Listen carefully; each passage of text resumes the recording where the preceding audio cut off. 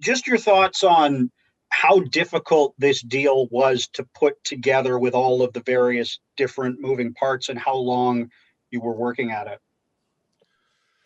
Yeah, it was obviously difficult because, we got some cap flexibility through the deal, plus we added, I think, two real good players to our team. So we've been working on it for a couple of weeks. It was hard. The hard part for me, obviously, was trading the 9th pick overall, but I just feel like our team needs to take the next step, and, adding a top pairing defenseman and a top 6 forward is something that we talked about was on our wish list to start off. So to be able to do that, plus, get rid of some contracts, I'm happy we got the deal done. I think it's fair to say that Oliver has had a dip in play over the last couple of years. What do you see in his game that leads you to believe he can get back to being the kind of defenseman he was earlier in his career? Yeah, I think, he was looking for a fresh start, and, he's excited to be coming into a hockey market that, the fans are really excited and, passionate about the team.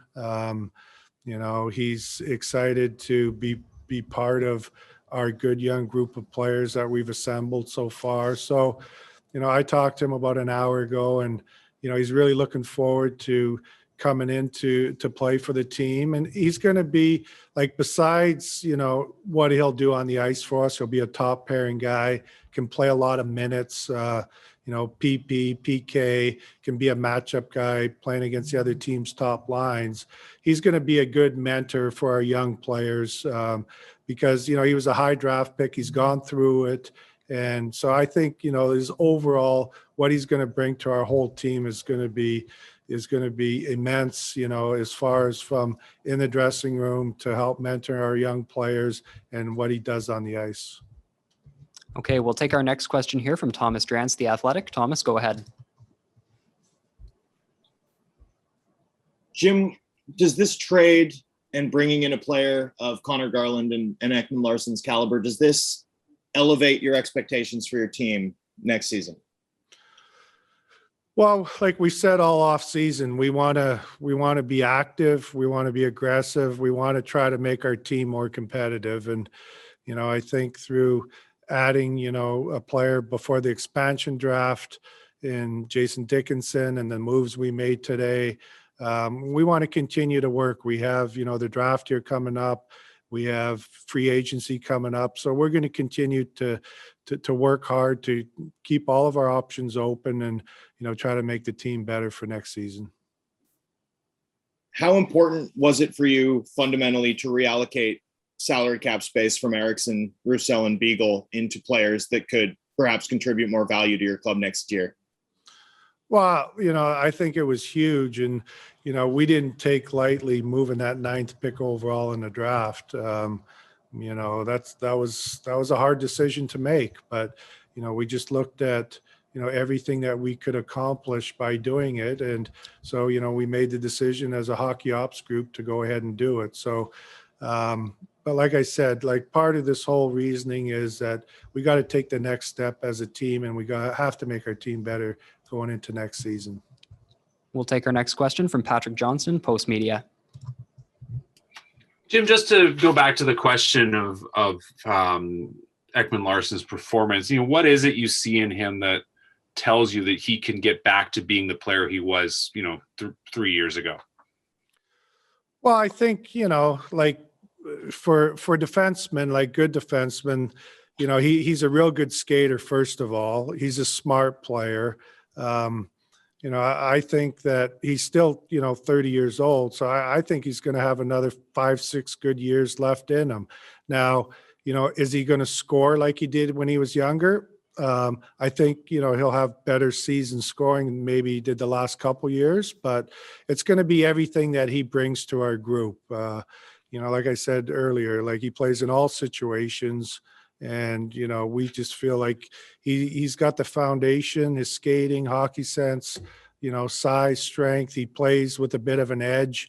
So, we're excited. We think he's going to be our number one defenseman. Quinn will be better for us acquiring Ekman-Larsson. because he can play now in a different kind of role. He doesn't have to play against the other team's top lines and stuff. So I just think it puts everybody in their place where they should be playing, and it makes our team better. And then just looking at Garland, I talked to his agent before we spoke with you, and he was, ecstatic about the move and really basically brought up Travis Green as being a big factor in all this. He's really excited to see what Conor can do for Travis Green. What's your reaction to hearing something like that? Well, I talked to Conor too.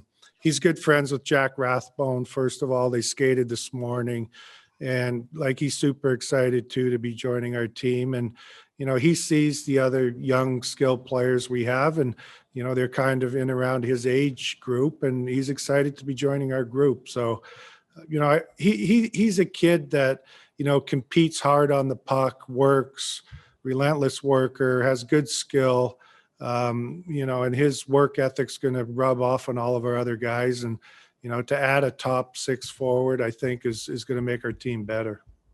Our next question comes from Farhan Lalji, TSN. Jim, when you look at the contracts that are being paid to your defensemen right now before the Quinn Hughes re-signing, you've got over $19 million in Ekman-Larsson, Myers, and Schmidt. How does that affect what's going to happen potentially with Nate Schmidt going forward? Is there a chance that you see him as a possible pairing guy with Ekman-Larsson, or do the dollars make it harder to keep him here? Well, that's, he's part of our team. He's part of our group. I'm going to continue to try to make the team better. And so, there's teams that seem like they're interested in him. And, if that's what it takes to make the team better, then I'm going to look at that. That's our goal going into the off season here is we want to be a stronger team, a deeper team, a faster team. And so we're going to look at all of our options, and maybe it's even just recovering some picks now that we've lost. So we'll continue to work at that and see where it goes. And as far as the center position, with Beagle now gone, does it change what you decide to do with maybe a Brandon Sutter or even a Boyd? Yeah, I guess, we haven't had it much time to think about that. But, I talked to Brandon a couple days ago, and, maybe, there's a fit there for him now. Next up, we'll go to Ben Kuzma, Post Media. Hey, Jim, a couple of draft related questions from me. Obviously, you have a second round pick tomorrow at number 41. You don't have a pick in the 3rd or 4th. Are you going to do anything here in the short term to try to recoup any picks this year? Yeah, I'm trying, Ben. We've worked at it all day today. We're going to continue to work at it tonight. I don't know if, we'll recover picks in this year or next year's draft, but that's our goal right now, is to recover some picks. And a follow-up from me, Jim. We talked earlier about how difficult this year was scouting-wise. And once you get to round 3, a lot of it was by video. Is there more pressure on Todd Harvey and his gang to do something in 5, 6, or 7? Or do you look at it as a more opportunistic situation in the later rounds where you can maybe find somebody? I think, we're going to be relying on our area scouts that, know those particular players, since they've been kids growing up, or they have a good feel for a guy. I think we've had enough live viewings that we feel comfortable getting good players in those rounds. So, I'm confident that we're going to draft some good players. Next up is Ian McIntyre, Sportsnet. Hi, Jim. From your perspective, is the greater risk in this trade for your team what Ekman-Larsson might look like 4 or 5 years from now and what you're paying him, or is the greater risk just giving up that 9th pick and what that player might turn into?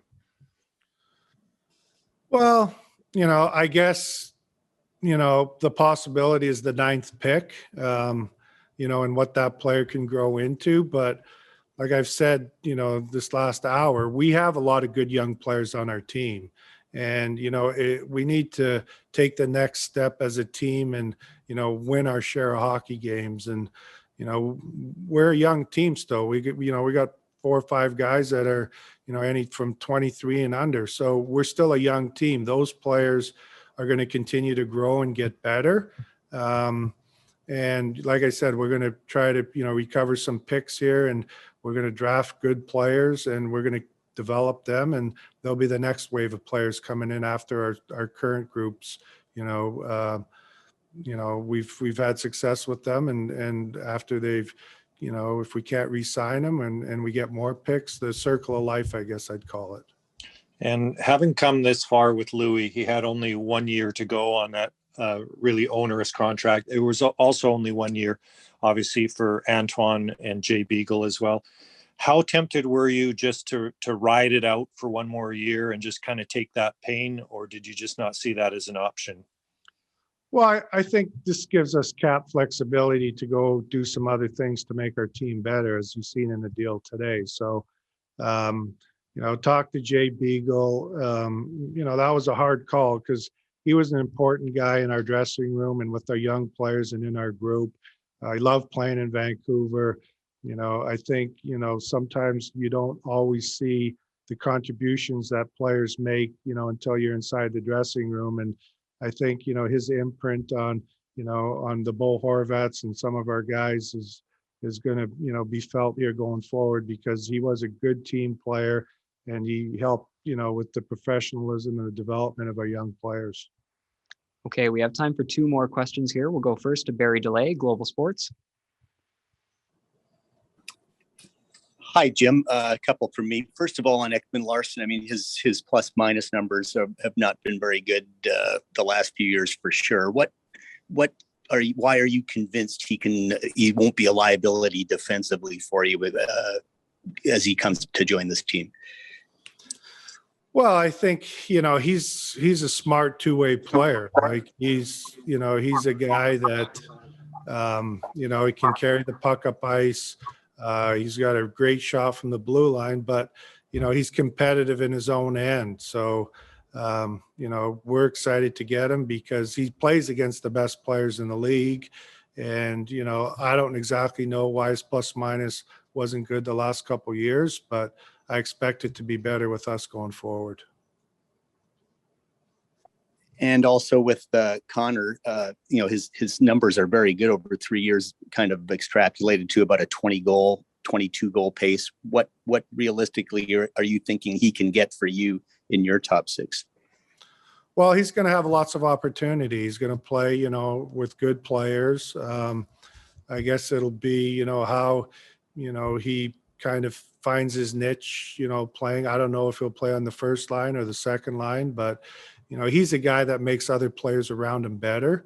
So, I'm like really excited to be able to acquire a top 6 forward that can come in and help us right now. And he's still a young player. Like this is, I think, a real good move for our group here. We'll take our final question now from Gemma Karsten-Smith, Canadian Press. Hi, Jim. I'm wondering if you can talk about how negotiations for Oliver Ekman-Larsson differed this year from last year. I think there was more willingness from maybe Arizona to move him at this point. Last year, we were in on him. We talked to them, didn't really go anywhere. I think this year, with the whole package, as kind of what we were offering, they're kind of in a rebuilding mode. That pick was real important to them, and I just felt like this was a year that they wanted to figure something out with us to get a deal done.